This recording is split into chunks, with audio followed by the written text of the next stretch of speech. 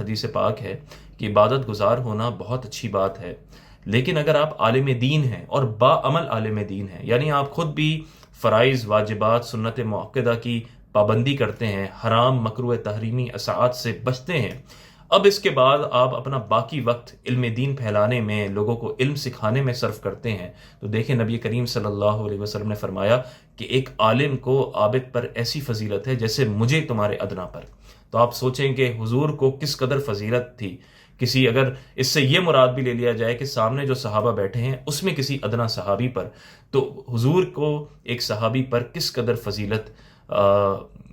ملی ہوئی تھی۔ تو اس سے یہ سمجھنا چاہیے کہ ایک عالم کی بہت زیادہ فضیلت ہوتی ہے۔ ہمارے ہاں بعض اوقات لوگ معاشرے میں یہ اس طرح کی باتیں کرتے ہیں کہ عالم کی پکڑ بہت زیادہ ہے، ضرور پکڑ زیادہ ہے، لیکن اس کا مطلب یہ نہیں ہے کہ علم دین حاصل نہ کیا جائے۔ یا بعض لوگ اس طرف نظر آتے ہیں کہ یہ سب چھوڑ